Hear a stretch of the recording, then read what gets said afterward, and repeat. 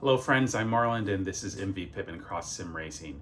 Today I want to tell you a little bit about PowerBricks and some 3D printed solutions that I've come up with.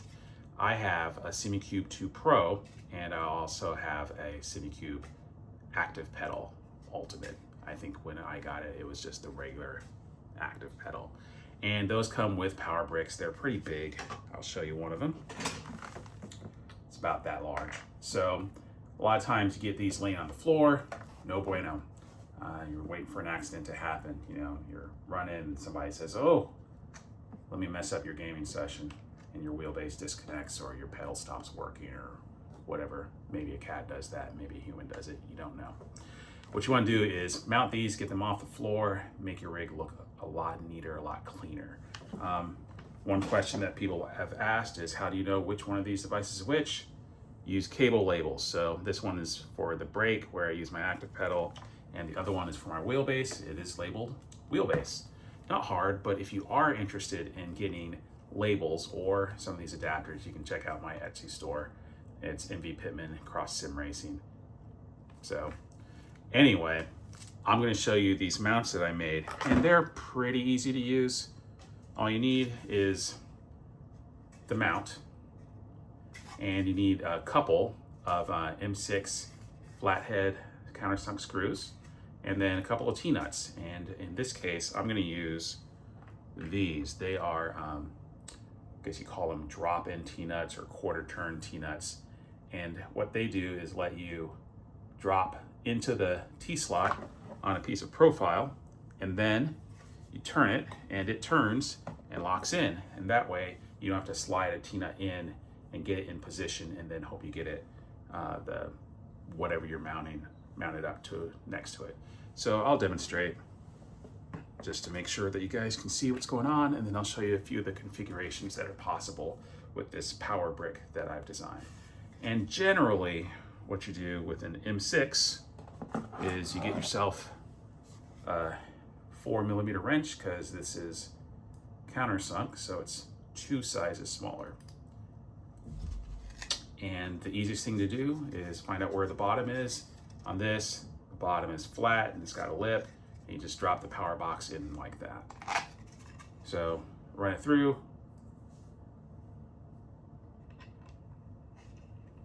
Turn it just enough to get on there. And if it gets away from you because your manual dexterity is low, don't get frustrated, try again. So there's one. Same thing, wrench, bolt, nut in one hand, run it through, put on your T-nut, and just gently thread it maybe 2 or 3 times. You don't want it to fall out, but you want it to stay on. So if you have a piece of profile that, say it's vertical and you want to mount to the side of it, these 2 holes are spaced 40mm apart. And you just kind of make sure that the nuts twisted in. Once they're in, just grab your tool, insert it in the head of the bolt, give it a little twist, and keep twisting until it's tight. And that nut in there twists, so you can do the other one.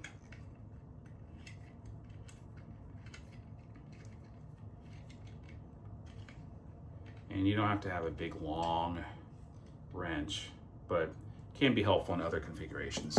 So to demonstrate really quick, say you've got that PowerBrick.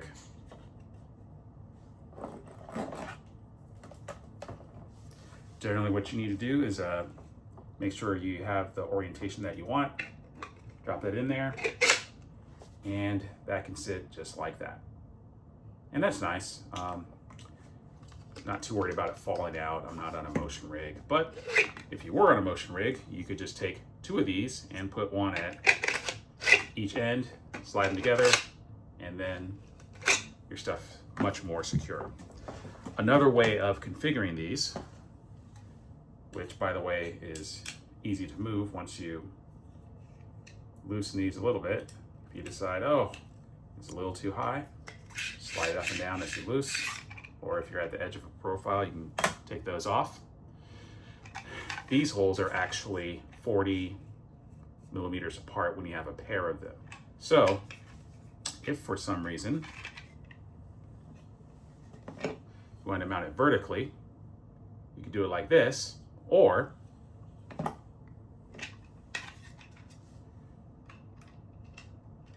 you can mount horizontally. So if you have a piece of profile that's sticking around like this,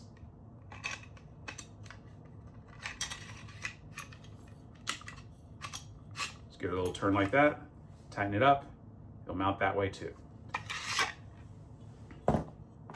But if you decide that you want to mount these on the side, say you have a piece of profile that gives you enough room to mount many power bricks, because I imagine some of you will have at least a wheelbase and maybe something else with a power brick, maybe 3 somethings with power bricks, or 4 or 5, depending on how much you want to do, how much you want to mount.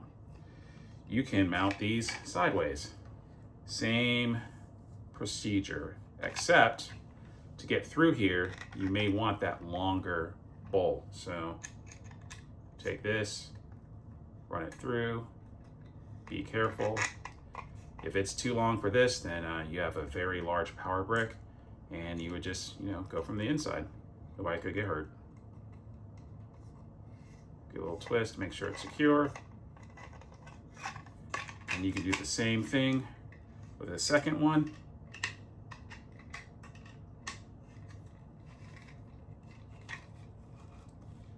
Till it becomes loose.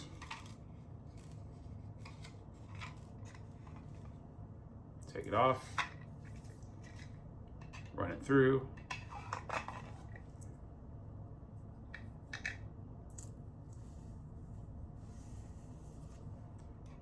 Like that.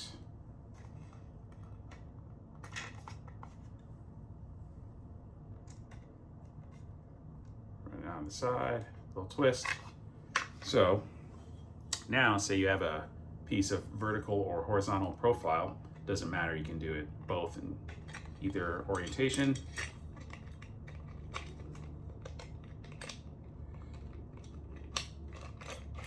Put one on like this, and then you can put another one on facing the opposite direction, and they will fit just snugly together. So give that one a little twist. And then make sure this one is also done.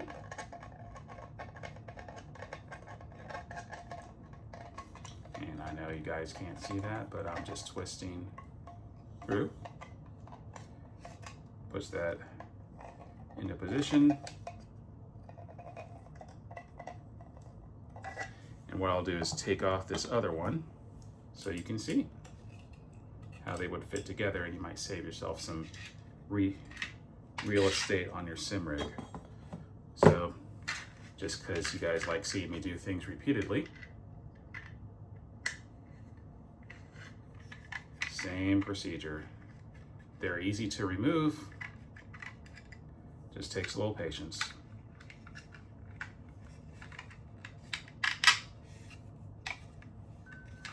On the side, the big thing you want to check and make sure is that you have the 2 bottoms facing each other. So in this case, I'm going to make it fit that way. So this is the side that needs to have the thing go in. This can get really frustrating if you are laying down on the ground, trying to access a part of your profile that is not visible. But if you like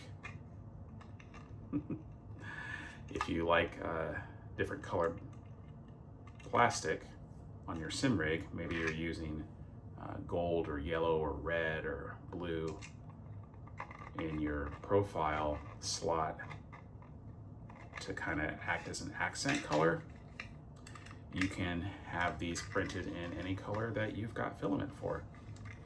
Or you can just try to hide them using black. Nobody's gonna tell you what to do. get to do whatever you like.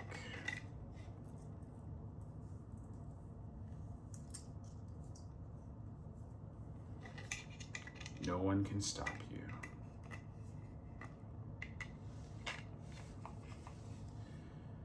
And as you continue on your unstoppable journey, you will find many ways to mount things on your sim rig, including in a double configuration like this. And you just tighten them up.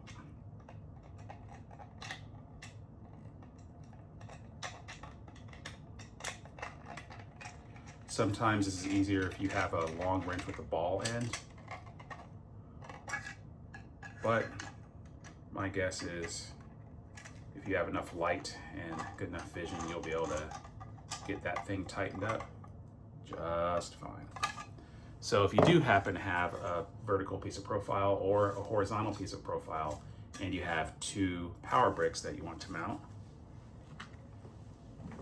put your first one in like that. Put your second one in like that. And as heavy as these are, you can print these pretty light. I mean, it's PLA, so you're not too worried about them breaking or anything like that. But, you know, even if you mount them sideways, you know, as long as you don't have a whole bunch of motion going on, the friction and weight of these is going to hold them in just fine.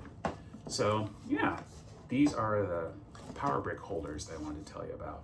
Available on MV Pittman Cross Sim Racing Etsy store, or you can just contact me and I will let you know how to design these for any size power brick you have. You just need to know the width and height, and then you make them so that they fit holes. Thanks for watching. I'll see you guys in the next one.